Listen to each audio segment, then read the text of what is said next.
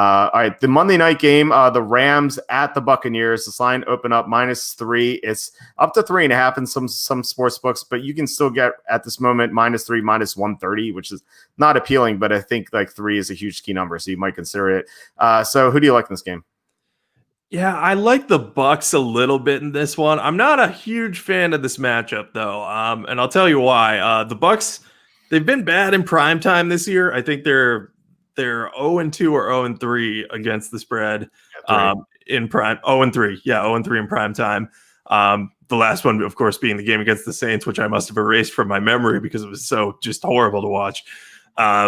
And then the other thing is the Rams generate a ton of interior pressure because of Aaron Donald. And one of the number one things that Tom Brady has struggled with through his career is when pass rushers get in his face from the interior. So I think the Bucs are obviously going to game plan to try to take that away as much as possible. But you can only take Aaron Donald away to a certain extent. And if Brady's has to move around a ton in the pocket, like he's good at climbing it, but if he has to run out of there, you don't want him doing that a lot. So those two things worry me.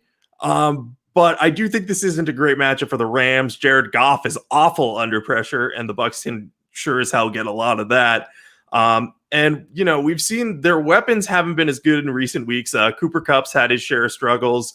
The tight ends haven't been very good. And it was really Josh Reynolds who was their leading receiver last week. So I think the Bucs will try to take away those bigger name guys and just focus on like, hey, if Josh Reynolds is the guy, we'll live with that right now. And as much as I like Josh Reynolds, I don't think that he's a super dynamic, big time playmaker that's going to put a ton of points up on the Bucs, especially if Jared Goff's under pressure. There's also some look ahead for the Rams. They have a potential revenge game against the 49ers, which means a little bit to them. I don't think it matters that much because the Bucs, you know, are a top team in the NFC. If the Rams win this one, it's going to be like, oh, the Rams are legit. So I don't think it's that big of a deal, but it was at least worth mentioning because depending on how the division battle's going, they may be more focused on that. But I'm still going to be on the Bucs here. I'm not going to bet this one heavily. I might go 1 unit on it, or just check out the injury report or see if Tom Brady has any motivation, you know, that's like really nagging at him and really him wanting to play very well. But I think the matchup's not great for either team, but I think it benefits the Bucs more. I think so too. And Andrew Whitworth being out is huge. That's right. I forgot all about that. Yeah, if Andrew Whitworth were playing, I could see making a case for the Rams, but not having him on the field is just enormous. The Jared Goff is, you know, he needs everything perfect around him to be good. And like, he's going to see a lot of pressure in this game. And he's also not going to be able to do play action. Like, he's been excellent on play action this year. But the Buccaneers have the number 1 run defense in the NFL. So they're not going to be scared of the Rams running backs, kind of like the Seahawks were. The Seahawks couldn't stop the run at all, and then they fell victim to play action. Buccaneers are not going to have that problem. And it seemed like the Buccaneers have solved their issues, you know, with the blown coverages. Like, I thought that having a whole week off would really help them there. And the Panthers did nothing against them in the second half. In fact, the Panthers needed some turnovers in the first half to get going. So I think Tampa is like, I kind of wonder if they know how much of a disappointment they've been on national TV. I mean, they lost to the Bears, for crying out loud, like on national TV. So I think that, you know, they might be more motivated to get out and have a good game against the Rams. So I think that might be an angle as well. And I also think the spread's a little too short. Like, I made this line Buccaneers -4.5.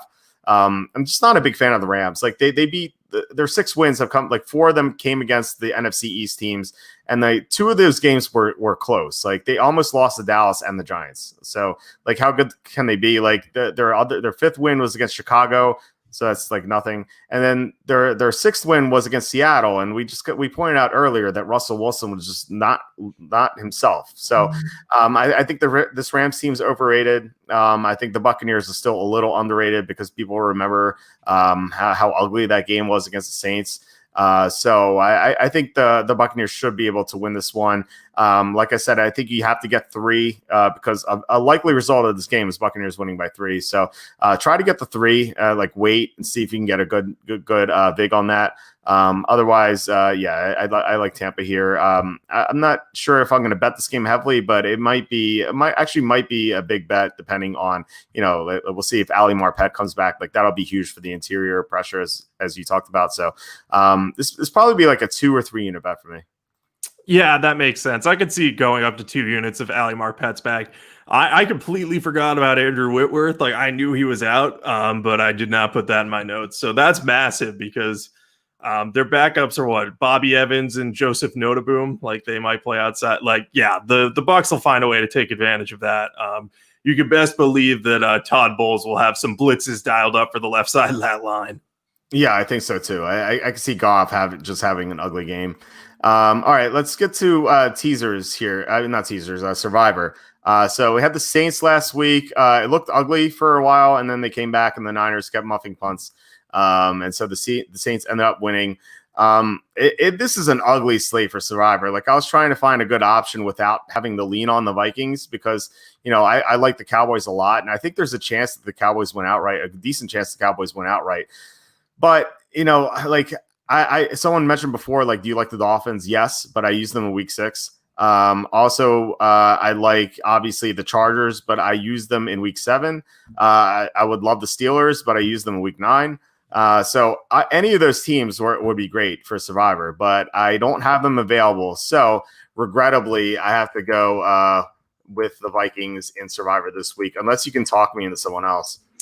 Oh, let's see if I could talk you into anyone you haven't used yet. Probably not. I agree with you. This is a pretty bad Survivor slate.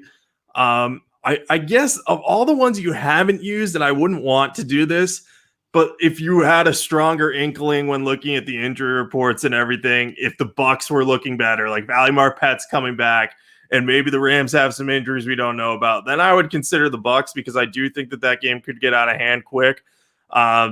If things break right, but I'm still not confident in Tom Brady with interior pressure. So I don't think you're going to see another game better than that for you to tackle there. And for my picks, which I still don't know who I picked, this is just classic me trying to pick one. I think I would probably have to go with the Chargers because I'm 90% certain I didn't pick them. And while I'm afraid the Jets might cover there, I don't think the Jets will win that one. But I've been known to be wrong about Chargers and Jets games pretty frequently. So it's with minimal confidence that I go with the Chargers. But, if you have more success doing that, feel free to bet the Chargers or pick the Chargers in Survivor. You'll be fine. Yeah, I would definitely go with the Chargers over the Vikings. Like I said, I think the Vikings, I don't think the Vikings are that good. So I think they could lose outright, even to Dallas. So I would have more faith in the Chargers, even though they're 2-7. So yeah, and Tampa, if it were come out that the Rams had another offensive line injury in addition to Whitworth, I think I might consider switching to the Buccaneers. So I think you're on the right thought process there. And then a question from TJ is saying, have you picked the Browns in Survivor? The Browns are an issue. Like Baker Mayfield, I don't know if I have faith in him. I think I would rather take Minnesota than Cleveland. Because the Cleveland pick would just be a fade of Carson Wentz. Like that's all it would be. Whereas the Vikings are, even though I think the Cowboys are underrated, I still think the Vikings are better than the Cowboys. So it's close. And a question about the Bengals. Not as an underdog. I don't want to pick an underdog as Survivor. So there's really nothing here. Yeah, I wouldn't want to pick either of those teams either. Like I guess I could see a case for the Browns. If there was no wind and I knew that Baker Mayfield was playing well, but I can't guarantee either of those things. And then the Bengals, I think they'll beat Washington, but I wouldn't be surprised if Washington won either. That one's like a toss-up game where I'm comfortable taking the points, but I'm not comfortable picking an outright winner. So I think Minnesota is probably the best option if you have the Chargers off the board.